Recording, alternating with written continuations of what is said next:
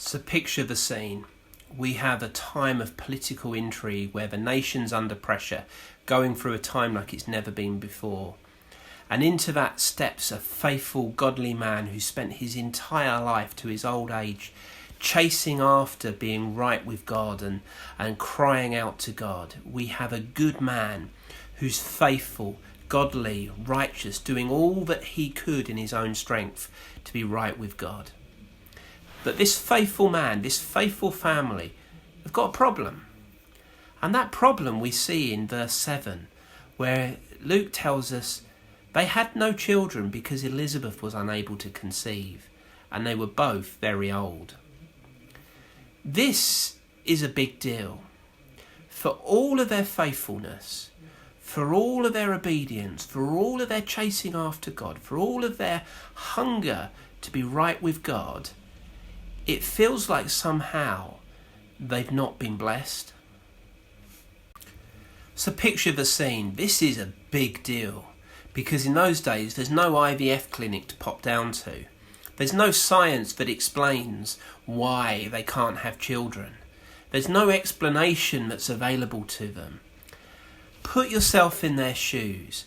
This is a couple who've been through incredible emotional heartache, longing for children. And if you've ever been through the pain of miscarriage, if you've ever struggled to have children, if you've ever been in a place where you've not been able to have children, then maybe you can understand something of the heartache that there must have been there. But there's also a practical heartache. This passage tells us that this couple are old. And in those days, there's no old age pension system. They're now facing an uncertain future. They're getting on in years and they don't know what lies ahead of them as they get old. There's no children to look after them, which would have been the welfare system.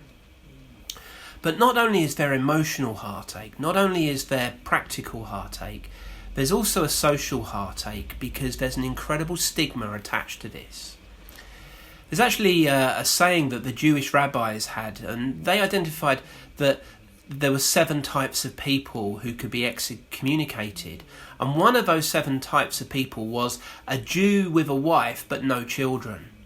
Make no mistake, this was grounds for divorce. If you were married to a wife who couldn't give you children, then somehow you were somehow wrong, and this was legitimate grounds for kicking the wife out and getting a new model. But not only is there an emotional heartache and a practical heartache and a social heartache, there's a professional heartache. Zechariah is a priest, and a priest who can't have children has got implications because God's promise to Abraham in Genesis was a blessing to be a fruitful nation. So there's an expectation on people to be fruitful, an expectation that for faithfulness you'll be fruitful. Make no mistake, this was a couple under pressure. So put yourself in their shoes. Here's Zechariah, who has served as a priest all his life, but somehow has lived with this stigma of not being able to have children, and somehow people look at him and saying, and you call yourself a priest? Where's your faithfulness? This was a godly man. He'd chosen a priest's daughter who he'd remained faithful to. He hadn't divorced her because she hadn't given him children, but he stuck by her. This is a godly man. They'd had no answers to their prayers, yet they'd remained faithful. And I wonder, how do we cope when we've got unanswered prayers? Do we remain faithful? Zechariah and Elizabeth had clearly prayed for years with no answers. How would you cope in that situation?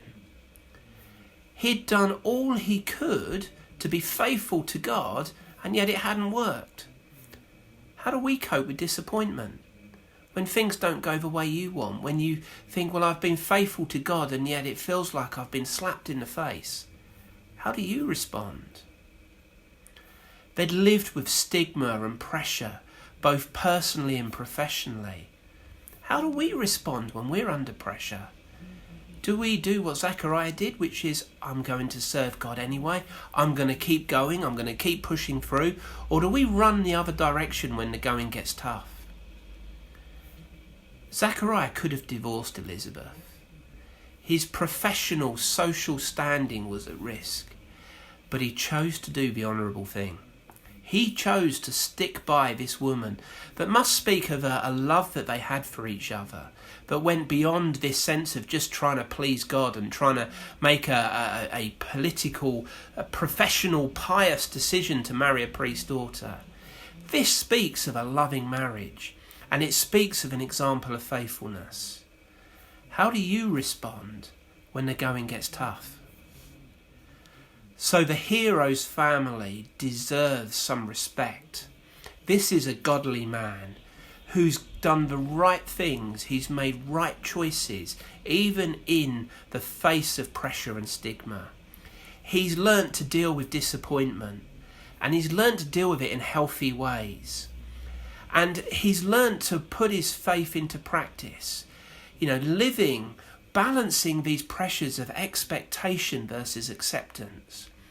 How often do we read of the heroes of the faith? How often do we read of the miracles of God? And yet sometimes our experience seems to differ from what we read is possible.